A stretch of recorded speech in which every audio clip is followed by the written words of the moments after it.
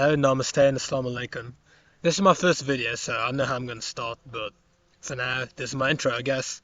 Here are things you need to know about me, so not strangers. Firstly, I'm that Pakistani guy. Great, now you know me, I'll tell you some context about this channel. So I'm half white and half brown. That means I can speak both English or Urdu, meaning I can also understand Hindustani, since they're both the same language. Now, growing up in Australia, I wasn't as close to my culture as I should have been. As a child, I barely understood Urdu, even less speak it. But one thing that really helped me speak more fluently was Bollywood.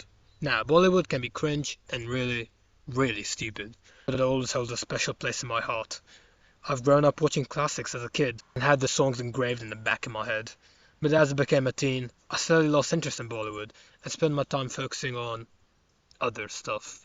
Come 2020, as a 15-year-old boy, lockdown was one of the most boring and awful things that could have ever happened to my social little bum. And now that I was stuck inside home with nothing to do, I don't know how or why, but somehow I was brought back into Bollywood and became obsessed with it. Yes, I found it super funny, in a dumb way, and I watched more and more of Bollywood and realized it's all dumb. Yes, most movies are over 2 hours long, have a bunch of song and dance numbers, with some going on for even 7 minutes, and like love in every single movie, as well as white people being represented as evil prostitutes or whatever. But you know, I love it. Maybe it was the nostalgia from watching him as a kid and realizing, oh, that song comes from that movie and sung by that person. Or maybe, no, yeah, that's just it. But I encourage you, if you come from brown heritage and believe you are too good or too white to watch Bollywood, like I thought I once was, believe me, it isn't the best, but it'll make you laugh. Now, this is where YouTube comes in. For some Bollywood movies I loved and wanted to know more about, there was little to no information about them. Maybe because they're 20 or more years older, or maybe because no one cared enough about them. Well, I do, and that's why I made this channel, to recap and educate you of what goes into a Bollywood film and why they're amazing. Now, we can't speak about Bollywood without mentioning this person, the king of Bollywood. This is Shah Rukh Khan, who I'm just gonna call SRK from now on, and since 1988 has been acting in the Bollywood industry. The old man's got brains, huh? Kahin nahi hua, kuch nahi hua, chot nahi lagenge. He's not hurt at all. At the time of making this video, he's nearly 60 years old and acting, still after 40 years. Now, he acted his way off to the top of the Bollywood pyramid. This was through being a romantic or action lead in films. His charm, charisma, and emotional depth for crying and command perfectly captures all of his characters. Now, I want this Start series to be about him and his films, since they're some of my favorites. This video will be about his first breakthrough, Dilwale Dulhania Le Jayenge, released in 1995, starring SRK alongside Kajol, another big name in the Bollywood world. DDLJ changed Bollywood forever and is one of the most nostalgic and memorable films for many people. This will be a first of 3 films showing SRK's rise to fame into becoming not only one of the richest Bollywood actors, but in the world as well. So sit back, relax, as we dive deep into a world where you come, fall in love. Dilwale Dulhania Le Jayenge, also known as DDLJ, which is what I'm going to call it for the majority of this video, stars Raj, a silly teen who doesn't have a care in the world until he meets Simran and falls deep in love with her, and the other way around, and nothing could stop them from marrying each other and live happily ever after. DDLJ gets his name from the song with the same name, released in 1974 for the film Chor Machai Shor. This song became an instant Pakistani wedding hit, and due to its catchy rhythm and the name for this masterpiece. In 1994, Yash Raj Chopra, the well-known director and founder of Yash Raj Films, established in 1970, and his son, Aditya Chopra, wanted to follow his father's footsteps in the art of directing. So at just the age of 23, he wanted to make a memorable, rewatchable film that wasn't just action, action, and action. He wanted to be about romance, but in a modern 1990s way. The initial protagonist was meant to be Tom Cruise, yes, a Hollywood actor, but then the role went from Saif Ali Khan and Amir Khan, 2 other Bollywood stars who we might cover films later. Eventually, the role went to SRK, who at first didn't believe he was ready or handsome enough to play such a hero, but after convincing, he finally agreed. This film also has an amazing musical score with a bunch of bangers, which are all composed by the legendary duo Jat and Lalit. Anyways, enough gobshop, let's watch. The film starts with its title screen, along with Jat and Lalit music.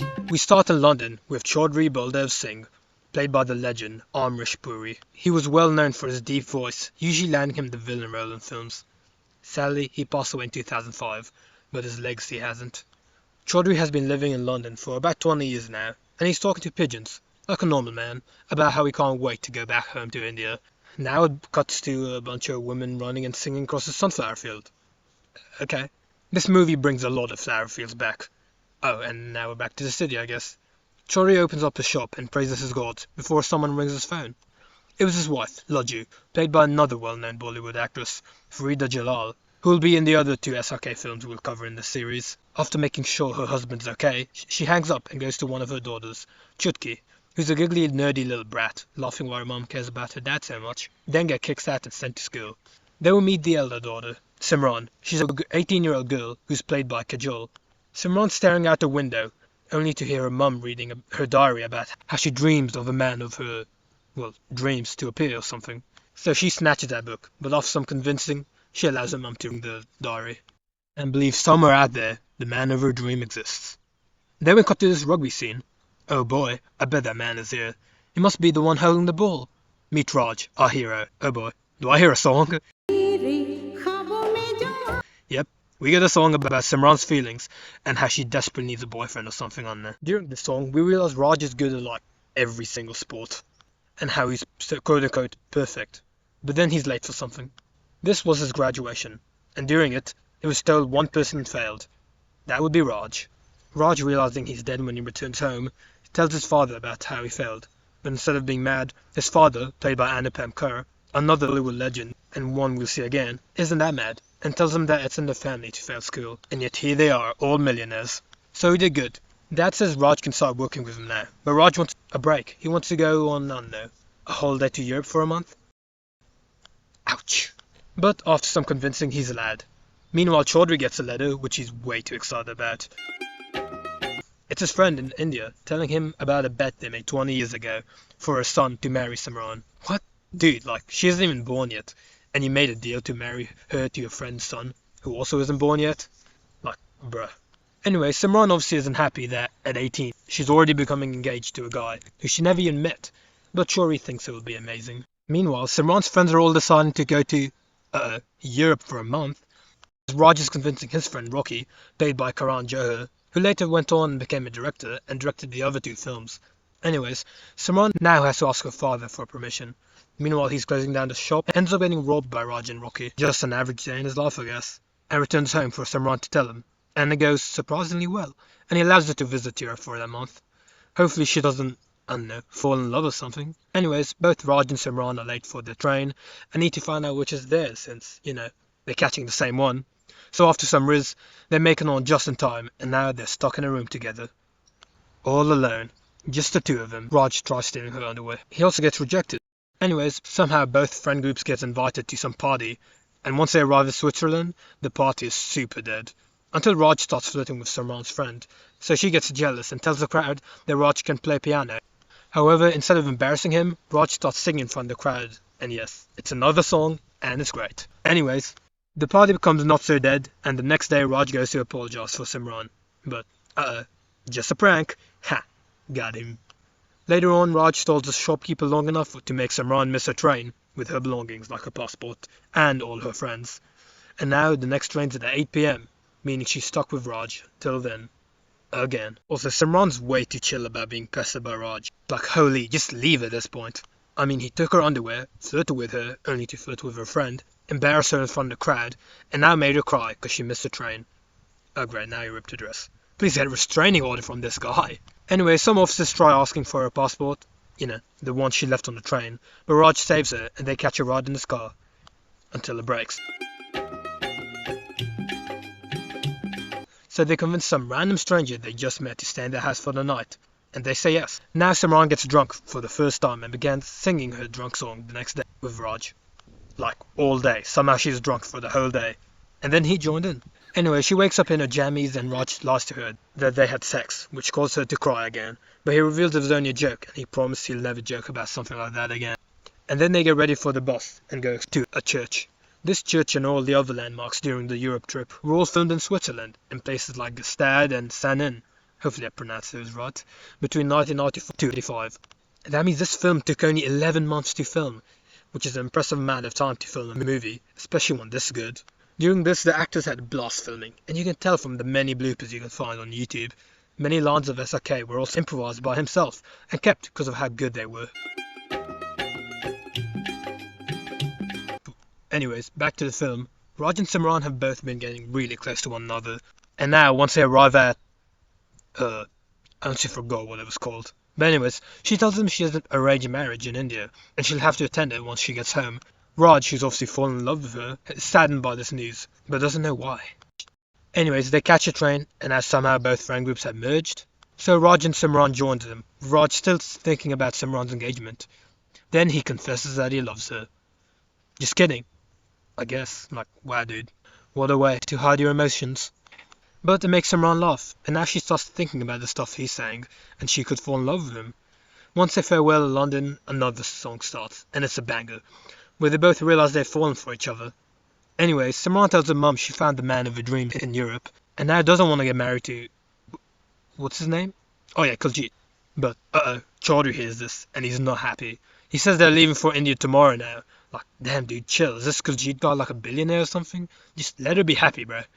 Or not. Anyways, Raj's dad realises his son is in love, and gives him some good advice. You know, like a good father. So Raj takes his mandolin, that he's been playing with him this whole film, and goes to confess his love to Simran.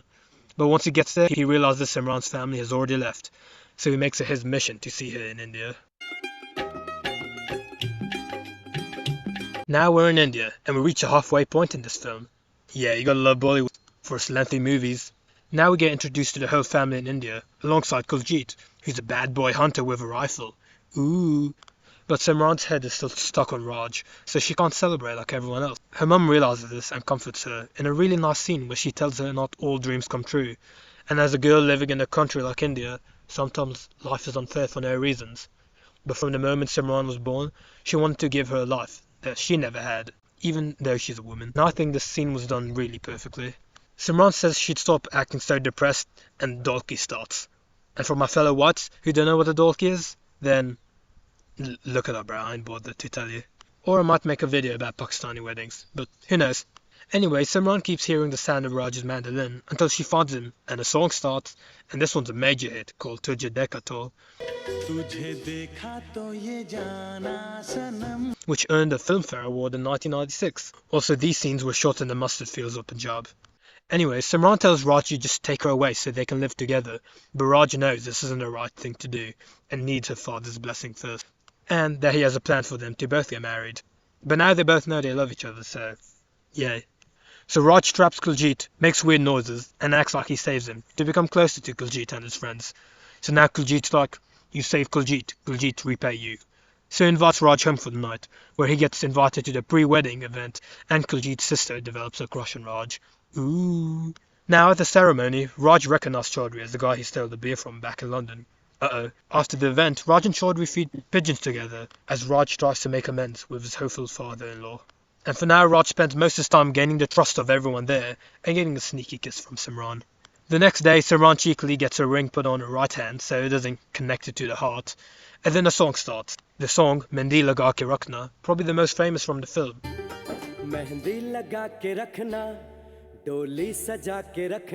As well as of Bollywood, becoming a staple wedding song too.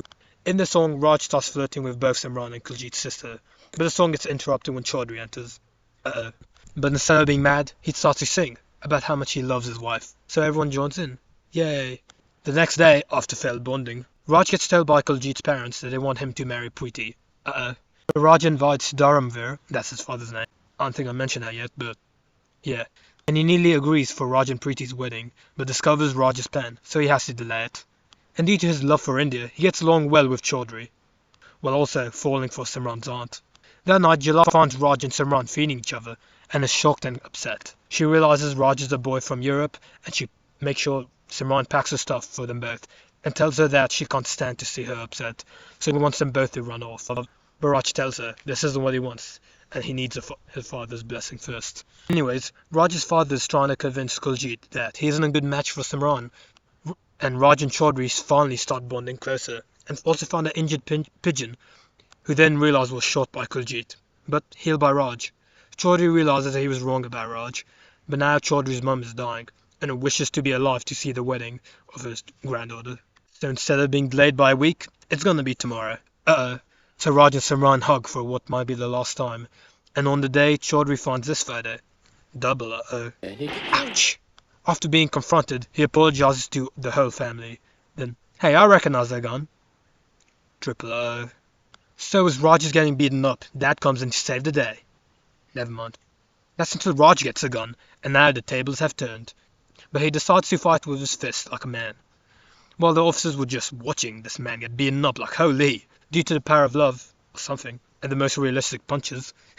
that one was actually funny. He ends up beating everyone up, but the fight's broken by the elders, and the train arrives. After hesitation, Chaudhry finally realizes that no man could love his daughter more than Raj, and lets her go. Then in this iconic scene, Raj grabs Simran once more, and lets her on the train, just as Raj gives a thumbs up for approval, and so does Chaudhry. And then they celebrate, along with a quick montage of their journey. The end. Dilwale Dulhania Le Jayega changed Bollywood forever. More than a film, it was a whole phenomenon, with also being the longest running film in theatres for over 27 years, but stopped due to COVID. SRK and Kajol's chemistry really brought this film to light and made many people, including me as a teen, think they were actually married in real life, but never were. SRK was already married before the two of them even met in their first film, Bazigar. However, with the help of the beautiful scenery, protagonist charm, amazing chemistry, and amazing soundtrack, made the film legendary. By the way, the wedding song wasn't even supposed to be in this film, but thankfully made it in the last minute.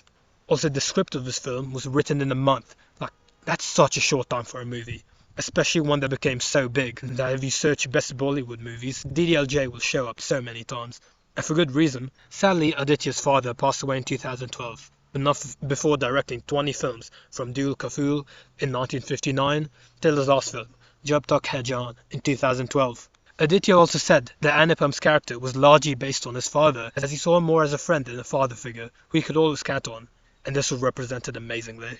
DDLJ ended up winning 10 Filmfare Awards, which were Best Film, Actor, Actress, Supporting Actress, Comic Role, Lyricist, Playback Singer, Dialogue Writer, Screenplay Writer, and Director, and became the highest grossing Indian film of 1995. No, the film isn't perfect, and there's plenty of things wrong with it, like some scenes not making sense, or how Raj's shoelaces are untied in a lot of scenes, and that they catch a train that's closer to Mumbai than to Punjab, where the movie is actually set. But this movie holds a special place in my heart, and it's the first film I watched during lockdown, and made me want to watch many more Bollywood films. And with the success, SRK became an instant hit and starred as a romantic lead in many films to come, including what we'll be recapping next time, Kuch Kuch Hota Hai. But for now, this has been Dilwale Dulhania Le Jayega. See you then. तुझे देखा तो ये जाना सनम प्यार होता है दीवाना सनम तुझे देखा तो ये जाना सनम प्यार होता है दीवाना सनम अब यहाँ से